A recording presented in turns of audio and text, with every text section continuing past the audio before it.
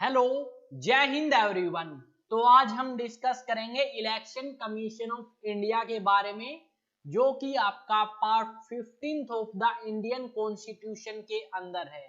Election commission का काम क्या है, क्यों इलेक्शन कमीशन को बनाया गया, उसके साथ में हम डिस्कस करेंगे कंपोजिशन, नंबर ऑफ मेंबर्स कितने हैं इसके अंदर, और वो मेंबर्स हैं तो उनका जो टेन्योर है, कितने टाइम के लिए वो मेंबर्स आपके बनते हैं, और मेन फंक्शन क्या है आपका इलेक्शन कमीशन ऑफ इंडिया का, वो सारी चीजें हम इस वीडियो में डिस्कस करेंगे।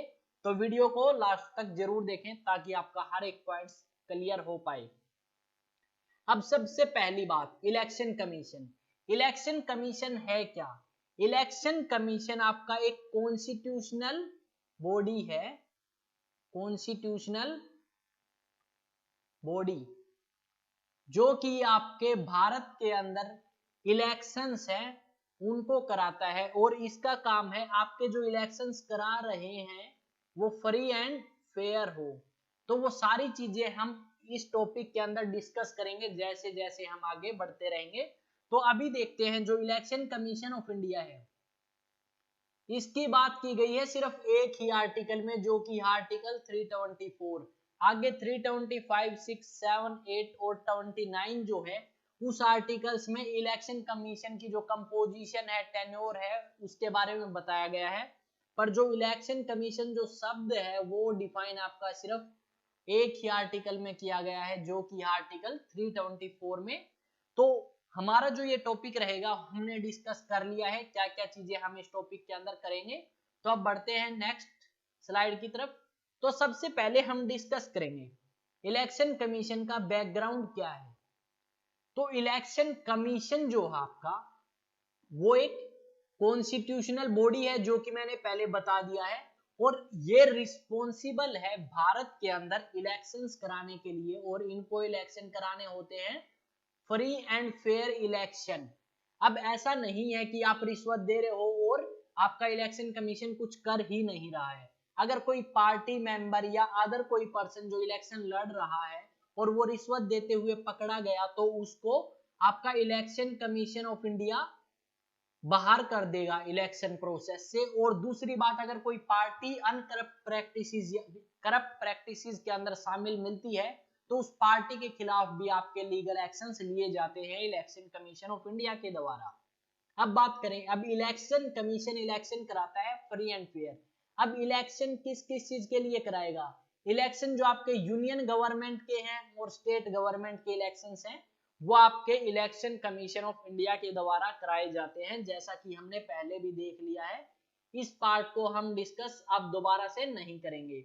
इस पार्ट में, पार्ट 15 में, पावर क्या है इलेक्शन कमीशन की, फंक्शंस क्या है, टेन्योर कितने टाइम के लिए बनते हैं, टर्म, एलिजिबिलिटी क्राइटेरिया क्या है। लेट्स सपोज आपको इलेक्शन कमिश्नर बनना है, ठीक है, इलेक्शन कमिश्नर, तो आपके पास क्या क्वालिफिकेशन होनी चाहिए कि प्रेसिडेंट आपको election commission of India appoint कर दे, ठीक है, वो है एलिजिबिलिटी। आर्टिकल 324 कहता है कि कॉन्स्टिट्यूशन प्रोवाइड करता है एक इंडिपेंडेंट इलेक्शन कमीशन, जो कि इलेक्शन कराएगा और साथ में आपका कंट्रोल करेगा इलेक्टोरल रोल्स को और इलेक्शंस को कंडक्ट कराएगा, ठीक है, कंट्रोल करना और इलेक्टोरल रोल्स। सबसे पहले बात करते हैं वो इलेक्शंस करा किस किस चीज के लिए रहे हैं। पार्लियामेंट के लिए, पार्लियामेंट में आपके लोकसभा और राज्यसभा, इन दोनों के इलेक्शन कराता है election commission of India. Next, state legislature. State legislature के अंदर लेजिस्लेटिव असेंबली के जो इलेक्शंस होते हैं या लेजिस्लेटिव काउंसिल के जो इलेक्शन हैं, वो कराता है आपका election commission of India. President के भी इलेक्शन होते हैं, अभी थोड़े दिन पहले इलेक्शन थे प्रेसिडेंट के, तो वो भी आपके इलेक्शन कमीशन ऑफ इंडिया के द्वारा ही कराए गए थे। और लास्ट, वाइस प्रेसिडेंट के जो इलेक्शन है वो भी आपका इलेक्शन कमीशन ही कराता है। तो अब आपसे क्वेश्चन है मेरा एक, कि इलेक्शन जो है प्रेसिडेंट के और वाइस प्रेसिडेंट के किस मेथड से होते हैं, और आपके लोकसभा के और लेजिस्लेटिव असेंबली के जो इलेक्शंस है वो किस मेथड से कराए जाते हैं, वो आप कमेंट सेक्शन में बताएंगे। तो अब तक हमने बात की कि जो बैकग्राउंड है, कॉन्स्टिट्यूशनल बॉडी है, काम है फ्री एंड फेयर इलेक्शन कराना, बोथ यूनियन गवर्नमेंट का और स्टेट गवर्नमेंट के इलेक्शंस कराता है। Part 15 of the Indian constitution में इलेक्शन कमीशन के बारे में बात की गई है, जो कि आर्टिकल 324 से 329 है, जिसके अंदर हम डिस्कस करते हैं इलेक्शन कमीशन की पावर क्या है, फंक्शंस क्या है, ठीक है, उसके बाद टर्म क्या है, एलिजिबिलिटी क्राइटेरिया क्या है, वो सारी चीजें। आर्टिकल 324 कहता है इलेक्शन कमीशन है भारत के अंदर जो कि इलेक्शन कराएगा आपके, और इलेक्शन किस किस चीज के लिए कराएगा, पोस्ट जो है parliament, state legislature, office of president और वाइस प्रेसिडेंट के इलेक्शन आपका इलेक्शन कमीशन कराता है, ठीक है। तो इलेक्शन कमीशन के बारे में थोड़ा सा और डिस्कस कर लेते हैं यहीं पे, आगे फिर दोबारा रिवीजन होगी हमारी। तो इलेक्शन कमीशन ऑफ इंडिया है वो आपका मल्टी मेंबर बॉडी है या सिंगल मेंबर बॉडी है, मल्टी मेंबर है या सिंगल है इसके अंदर। तो आप मेरे को इसका जवाब देंगे और मैं आपका जो आंसर है इसको नेक्स्ट स्लाइड में या थोड़ी देर बाद दूंगा, ये सिंगल मेंबर बॉडी है या मल्टी मेंबर बॉडी है। अब मेन मकसद, ऑब्जेक्टिव क्या है, मेन मकसद क्या है इलेक्शन कमीशन को बनाने का।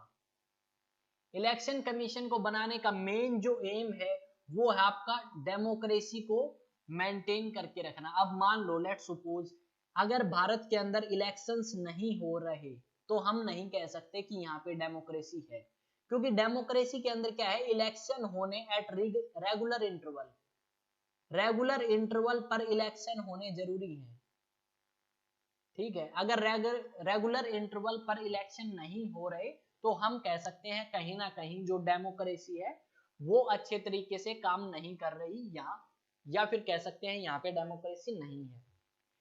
एक तो बात हमने की कि ऑब्जेक्टिव है डेमोक्रेसी को बैलेंस करना या डेमोक्रेसी को मेंटेन करके रखना। दूसरा है फ्री और फेयर इलेक्शन कराना, इसका मेन मकसद है, ऑब्जेक्टिव कह सकते हैं या एम कह सकते हैं। थर्ड, जो भी पर्सन आपका एलिजिबल है, भारत का नागरिक एलिजिबल है वोट डालने के लिए, उसको एनरोल करना और पार्टिसिपेशन कराना वोटिंग के लिए। तो एलिजिबल कौन है भारत के अंदर, जो भी व्यक्ति 18 साल या 18 साल से ऊपर हो चुका है वो भारत के अंदर वोट बनवा के वोट डाल सकता है इलेक्शंस में बिना किसी डिस्क्रिमिनेशन के। डिस्क्रिमिनेशन नहीं होगा रेस के बेस पे, कास्ट के बेस पे, जेंडर के बेस पे, ठीक है, या फिर आपका जो एरिया है, किस एरिया से आप आ रहे हो उस बेस पे आपके साथ डिस्क्रिमिनेशन नहीं होगा कि आप पर्टिकुलर कास्ट से हैं तो आपका वोट नहीं बनेगा, ऐसा कुछ नहीं है। फ्री एंड फेयर इलेक्शंस होंगे और जितने भी भारत के नागरिक हैं, सिटीजन्स हैं, सिटीजन्स और एज 18 या अबोव 18 है तो वो वोट बनवा सकते हैं और पार्टिसिपेट कर सकते हैं। तो आपका इलेक्शन कमीशन हर साल क्या करता है, जो आपकी इलेक्टोरल रोल्स हैं उनको रिवाइज करता है, ताकि जो पर्सन्स आपके 18 साल के या 18 से ऊपर हो चुके हैं उनको लिस्ट किया जा सकते हैं ताकि वो आगे वोट डाल सके। और नेक्स्ट जो है वो है आपका कि जो पर्सन जिनकी डेथ हो चुकी है उनको उस लिस्ट से बाहर निकाला जा सके, ये काम आपका इलेक्शन कमीशन करता है। और दूसरा क्या है, जो आपकी पॉलिटिकल पार्टीज हैं या जितने भी पॉलिटिकल पार्टीज के अंदर भागीदार हैं उनको भी क्या करना, इंटरेक्ट करना, उनके साथ इंटरेस्ट क्रिएट करना, इंटरेस्ट ऑफ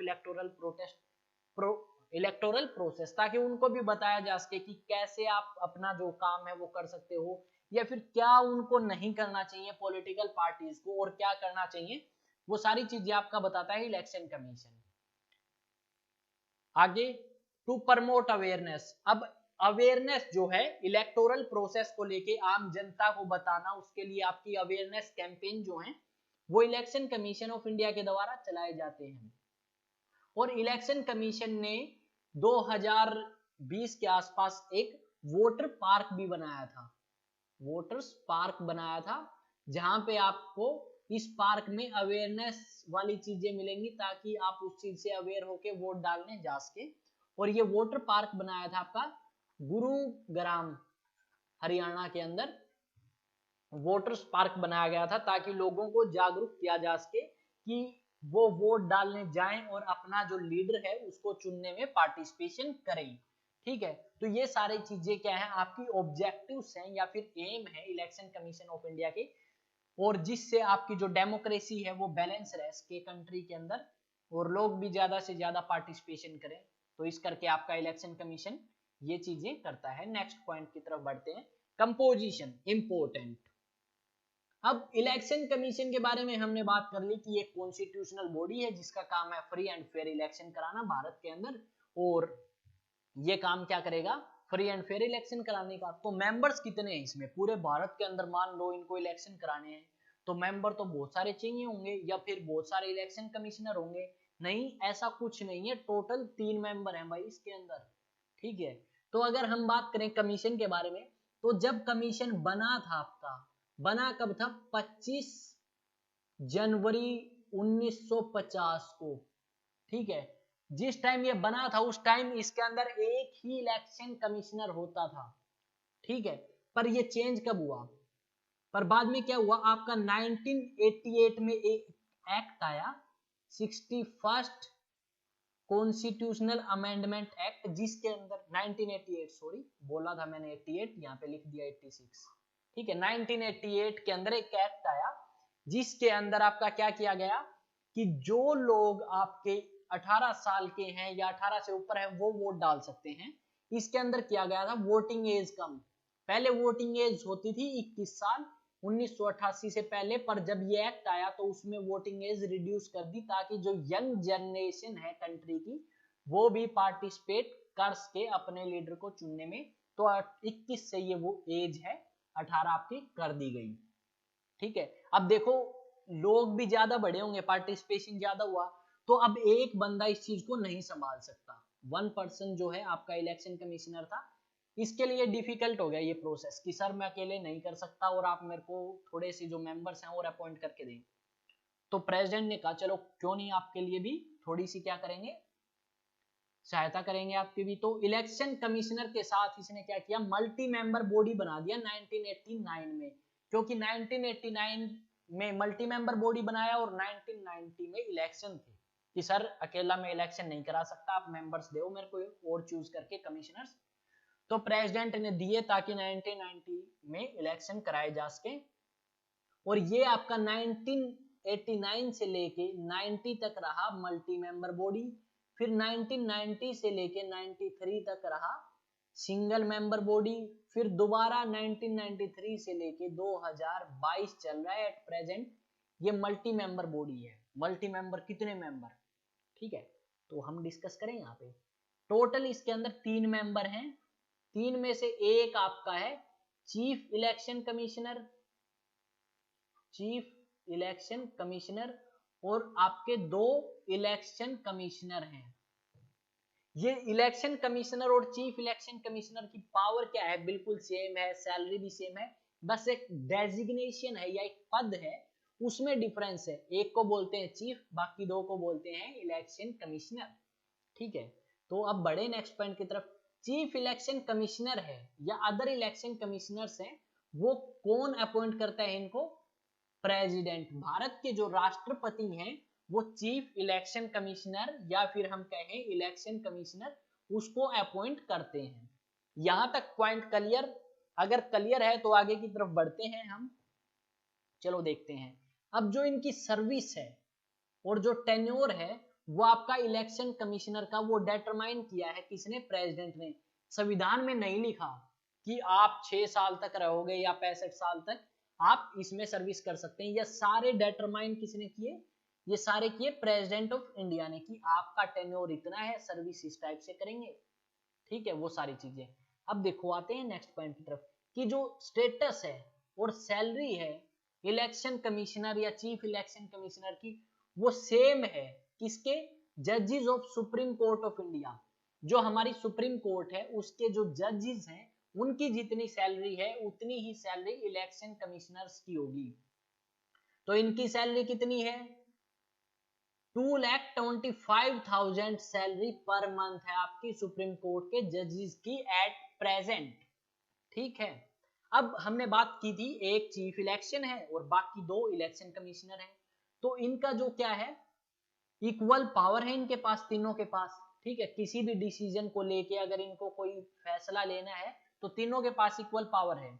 तो वो फैसला मान लो कहीं पे इनका हो गया डेड लॉक, भाई इन्होंने सिंह फंसा लिए, ठीक है, कि सर मैं ये करना चाहता हूँ, दूसरे ने कहा नहीं ये होना चाहिए, थर्ड पर्सन ने कहा नहीं ये होना चाहिए, तो उसमें क्या होगा, जो मेजोरिटी, ठीक है, डिफरेंस ऑफ ओपिनियन आता है, तो उसके अंदर क्या होगा, जो आपके मेजोरिटी से उस चीज को डिसाइड किया जाएगा क्या हमें करना चाहिए क्या नहीं।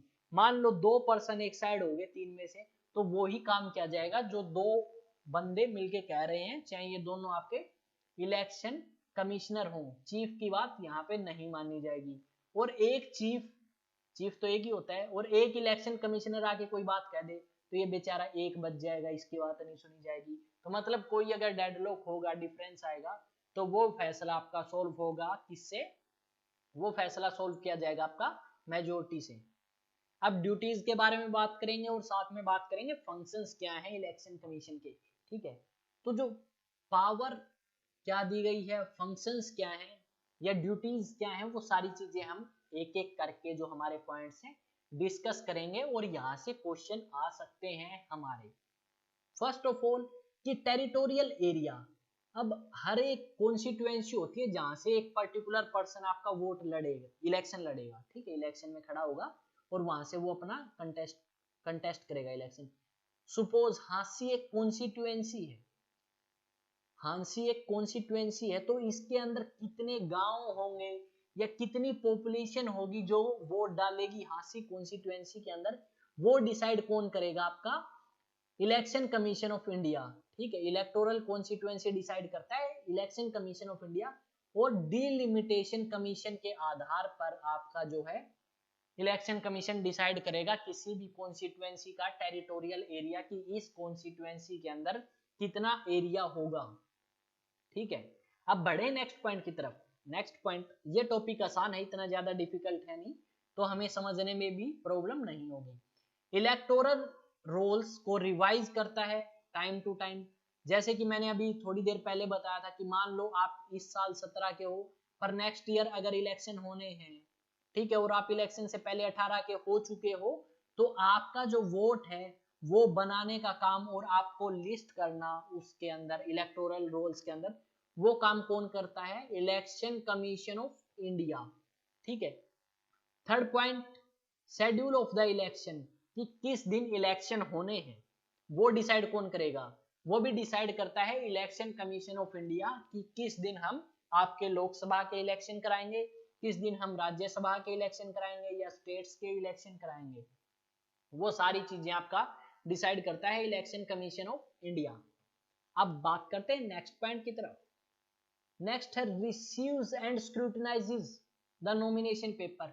मान लो मैंने एक नॉमिनेशन पेपर फिल किया कि सर मैं यहां से एमपी की पोस्ट के लिए इलेक्शन लड़ूंगा, तो मैंने जो डॉक्यूमेंट्स भेजे हैं क्या वो सही हैं या मैंने गलत कोई डॉक्यूमेंट्स तो नहीं भेज दिए, तो वो सारी चीजें देखता है इलेक्शन कमीशन ऑफ इंडिया। गलत डॉक्यूमेंट का मतलब, मान लो मेरे पास प्रॉपर्टी है 10 करोड़ की और मैंने इलेक्शन कमीशन को दिखाया है 4 करोड़ रुपए, ताकि बाद में जब मैं करप्शन करूं तो क्या कर सकूं, या फिर मैंने एक्स्ट्रा दिखा दी कि मेरी प्रॉपर्टी है सर 15 करोड़ और एक्चुअल है मेरी 4 करोड़, तो ताकि मैं करप्शन करूं तो उस टाइम सरकार को पता ना चले या इलेक्शन कमीशन को पता ना चले मैंने करप्शन किया है, क्योंकि मैंने मेरी प्रॉपर्टी पहले ही 15 करोड़ की दिखा रखी है। तो इस करके दूसरा क्या है, कई बार जो एज का फैक्टर रहता है वो भी हमारा, कई बार हम जो बिल है वो बिल पेंडिंग रहता है उसको पे नहीं करते, तो वो भी एक इश्यू है जो आपका चेक करता है इलेक्शन कमीशन ऑफ इंडिया। क्या मैंने कोई लोन लिया था वो पे किया है या नहीं, इंसॉल्वेंट तो नहीं हूं मैं, ठीक है, वो सारी चीजें आपका इलेक्शन कमीशन ऑफ इंडिया देख लेता है हमारे नॉमिनेशन पेपर्स में। तो खास कुछ ऐसी बात है नहीं।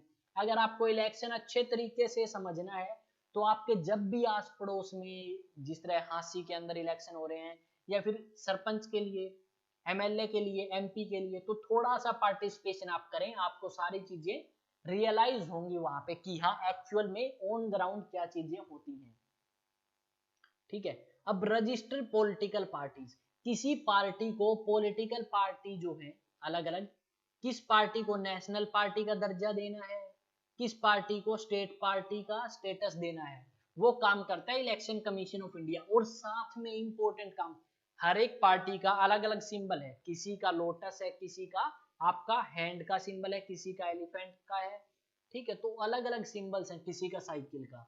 तो वो सारे सिंबल्स जो हैं इलेक्शन सिंबल्स किसी भी पार्टी को वो प्रोवाइड कराता है इलेक्शन कमीशन ऑफ इंडिया। मान लो मैं निर्दलीय कैंडिडेट हूँ, इंडिपेंडेंट कैंडिडेट हूँ, तो मेरे को जो सिंबल है वो भी प्रोवाइड कौन कराएगा, इलेक्शन कमीशन ऑफ इंडिया। अगर मैं एमपी या एमएलए का इलेक्शन लड़ता हूँ तो सरपंच के लिए, अगर मैं सरपंच में तो इंडिपेंडेंट ही होते हैं, ठीक है, वहां पे क्या उसकी पार्टी की जरूरत ही नहीं है।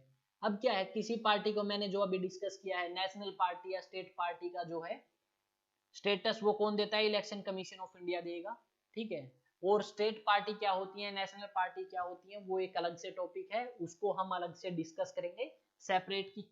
यहाँ से क्वेश्चन आपका बनता है, ठीक है, यहाँ से आपका क्वेश्चन बनता है कि कौन सी स्टेट पार्टी अगर आपको रजिस्टर करानी है तो क्या क्या आपके पास क्वालिफिकेशन होनी चाहिए उस पार्टी के पास, या स्टेट के लिए या नेशनल के लिए। दोनों की अलग अलग रिक्वायरमेंट्स हैं। अगर आपको डिक्लेयर होना है स्टेट पार्टी या नेशनल पार्टी तो आप वो रिक्वायरमेंट्स फुलफिल करेंगे तभी जाके इलेक्शन कमीशन ऑफ इंडिया आपको स्टेट पार्टी या फिर नेशनल पार्टी डिक्लेयर करता है। नेक्स्ट, एडवाइज करना किसको, प्रेसिडेंट को इन केस ऑफ पार्लियामेंट और गवर्नर को in case of state legislature, कि सर ये पर्सन जो है ये इस पोस्ट के लायक नहीं है, इसने फ्रॉड तरीके से इलेक्शन जीता है करप्शन करके, तो आप इसको डिस्क्वालीफाई कर दें।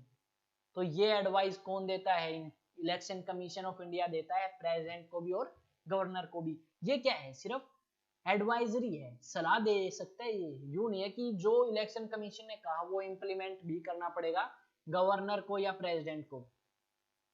एक फंक्शन हो जो कि हमने काफी बार पढ़ लिया है अब तक, फ्री एंड फेयर इलेक्शन कराना, ये तो सबसे जरूरी है। अगर इलेक्शन फ्री एंड फेयर नहीं हुए तो आपकी डेमोक्रेसी अच्छे तरीके, हम नहीं कह सकते कि यहाँ पे डेमोक्रेसी है। जैसे कि लेट्स सपोज हम क्लास 9th में पढ़ते हैं श्रीलंका का केस, ठीक है, पाकिस्तान का केस, उसके बाद हम पढ़ते हैं वहां पे जाम्बिया का केस, अलग अलग कंट्रीज का, कि वहां पे डिक्लेयर तो कंट्री ने कर दिया कि हम क्या है, एक डेमोक्रेटिक कंट्री है, पर ऑन ग्राउंड वहां पे जो इलेक्शंस होते हैं वो फ्री एंड फेयर नहीं है। अगर इलेक्शन फ्री एंड फेयर नहीं है तो डेमोक्रेसी भी नहीं है।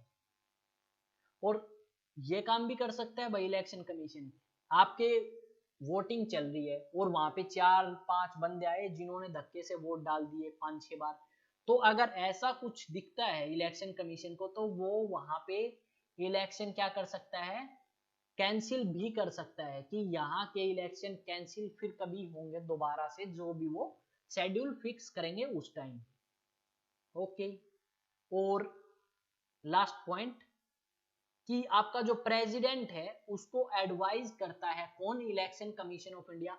मान लो प्रेसिडेंट रूल लग रहा है किसी स्टेट के अंदर, इंप्लीमेंट है प्रेसिडेंट रूल आर्टिकल 356, तो उस टाइम प्रेसिडेंट रूल के दौरान किस टाइम इलेक्शन कराए जाएं और कब कराए जाएं, वो सारी चीजें आपकी कौन बताता है, प्रेसिडेंट को वो बताता है आपका इलेक्शन कमीशन ऑफ इंडिया, ठीक है, प्रेसिडेंट को इलेक्शन कमीशन ऑफ इंडिया वो सारी चीजें बताता है।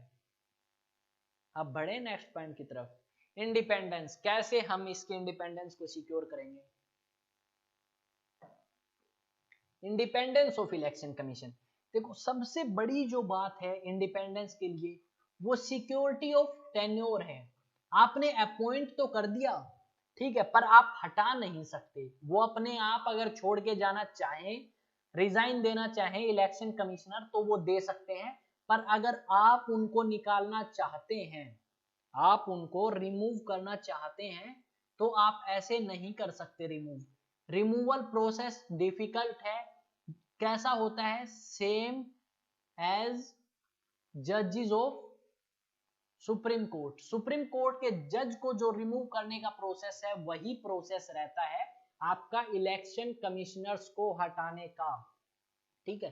अब कैसे, अब मान लो प्रेसिडेंट चाहता है कि यार मेरे को इलेक्शन कमिश्नर है इसको हटाना है, तो कैसे हटा सकते हैं, या तो उनका बिहेवियर है वो प्रूव हुआ हो कि इन्होंने मिसबिहेव किया है, या फिर इनकैपेसिटी कि ये इलेक्शन कराने में सक्षम नहीं है, ठीक है, इन्होंने अच्छे तरीके से काम नहीं किया। मेन बात है अनकॉन्स्टिट्यूशनल काम कर दे तो ही ये कंडीशन आती है, ठीक है, किसी एक पार्टी की सपोर्ट कर दी, दूसरी को सपोर्ट नहीं किया, तो उस टाइम आपका अनकॉन्स्टिट्यूशनल डिक्लेयर हो सकता है, अदरवाइज कोई प्रॉब्लम नहीं आती।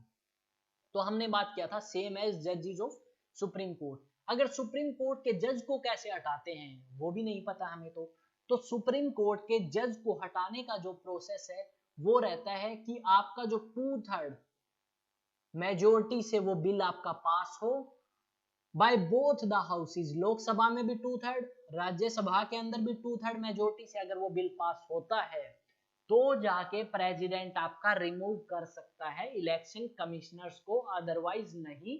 और दो कंडीशन है जिसमें हम इनको रिमूव कर सकते हैं, प्रूव्ड मिसबिहेवियर और इनकैपेसिटी, अगर इनकी शो होती है तो ही इनको रिमूव कर सकते हैं, अदरवाइज नहीं। नेक्स्ट, अब नेक्स्ट पॉइंट है, ये हमने बात कर लिया, रिमूव इतना इजीली नहीं कर सकते, रिजाइन ये दे सकते हैं प्रेसिडेंट को, और प्रेसिडेंट ही इनको अपॉइंट करता है। और इनके अगर टेन्योर की अगर यहाँ पे हम बात करें, ठीक है, तो टेन्योर रहता है इनका 6 साल या फिर until 65 years, whichever is earlier। अब whichever is earlier का मीनिंग क्या है, 6 साल या 65 साल नहीं, इसका मीनिंग मैं आपको यहाँ पे समझा देता हूँ कि मान लो कोई पर्सन है जो आपका बनता है इलेक्शन कमिश्नर 54 की एज में, तो उसने 6 साल सर्व किया और 60 की एज में रिटायरमेंट। सेकंड पर्सन जो कि आपका बना है इलेक्शन कमिश्नर 62 की एज में, तो उसने 3 साल सर्व किया और 65 साल हो चुकी है, तो रिटायरमेंट। जो भी पहले आएगा उसी में उसको रिटायरमेंट लेनी पड़ेगी, चाहे वो 65 साल चाहे उसको 6 साल हो चुके होंगे सर्व करते हुए, अदरवाइज नहीं उनको हटाया जा सकता। हटाने का प्रोसेस मैंने बता दिया कैसे हटा सकते हैं अगर हटाना चाहें तो नेक्स्ट पॉइंट की तरफ बढ़ते हैं कि जो आपकी डिसएडवांटेज आफ्टर हिज अपॉइंटमेंट, मान लो सर्विस कंडीशंस है कि आपके इलेक्शन कमिश्नर की सैलरी है 2,25,000 और बाद में सरकार को लगा नहीं ये तो हमने ज्यादा बढ़ा दी, कि इनको सैलरी देंगे 1.5 लाख रुपए। कितनी देंगे? 1.5 लाख रुपए। तो सरकार इनकी सैलरी कम नहीं कर सकती। अगर सरकार ने बिल पास कर दिया कि 1.5 लाख रुपए सैलरी है अब से इलेक्शन कमिश्नर की, तो वो इनके ऊपर लागू नहीं होगी, ठीक है, वो लागू होगी इनके बाद जो आएंगे उनको 1.5 मिलेगा। तो इनको जो जो आपने सर्विस कंडीशंस दी हैं या फैसिलिटीज दी हैं उनको आप कम नहीं कर सकते एक बार देने के बाद, accept in the condition of financial emergency. अगर देश में आर्थिक जो है फाइनेंशियल इमरजेंसी आती है, आर्थिक मुसीबत, तो उस टाइम कम करी जा सकती है, अदरवाइज और कोई कंडीशन नहीं है कि इनकी सैलरी या इनकी जो सर्विस कंडीशंस हैं उनमें हम चेंज कर सकें। Last point, any other election commissioner, ठीक है, या इलेक्शन कमिश्नर को अपॉइंट करना हो तो रिकमेंड करते हैं आपके कौन? चीफ इलेक्शन कमिश्नर, ठीक है, तो चीफ इलेक्शन कमिश्नर रिकमेंड कर देंगे प्रेसिडेंट को और प्रेसिडेंट उनको रिमूव कर देंगे। तो यहाँ सॉरी रिमूव नहीं, अपॉइंट भी कर लेंगे और रिमूवल का प्रोसेस भी अब मैं बताऊंगा। देखो ये बात कर ली हमने सुप्रीम कोर्ट के जो इलेक्शन कमीशन ऑफ इंडिया के चीफ इलेक्शन कमिश्नर है। अगर किसी इलेक्शन कमिश्नर को हटाना हो, इलेक्शन कमिश्नर को हटाना हो तो चीफ इलेक्शन कमिश्नर क्या करेगा? एडवाइस देगा किसको? प्रेसिडेंट को, कि सर आप इस पर्सन को हटाएं इलेक्शन कमिश्नर की पोस्ट से। अब जो एडवाइस दी है चीफ इलेक्शन कमिश्नर ने वो बाइंडिंग नहीं है प्रेसिडेंट के ऊपर, प्रेसिडेंट के ऊपर वो जो एडवाइस है वो बाइंडिंग नहीं है, एडवाइस, ठीक है, वो एडवाइस बाइंडिंग नहीं होगी प्रेसिडेंट के ऊपर। अगर प्रेसिडेंट चाहते हैं तो हटाएंगे, अदरवाइज नहीं चाहते तो नहीं हटाएंगे, ठीक है। अब बड़े नेक्स्ट पॉइंट की तरफ। नेक्स्ट पॉइंट है हमारा लिमिटेशंस।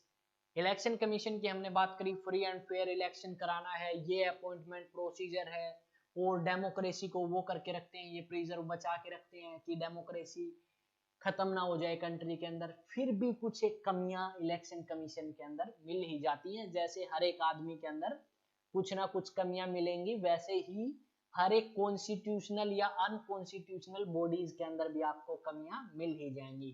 पर हमें किसी चीज की कमी को ना देखते हुए उसकी अच्छाइयों को ज्यादा देखना चाहिए, जो कि हमारे वास्तविक जीवन से ज्यादा संबंधित है। लिमिटेशंस, क्या क्या कमियां हैं, क्या क्या लिमिटेशंस आ गई आपकी इलेक्शन कमीशन के सामने।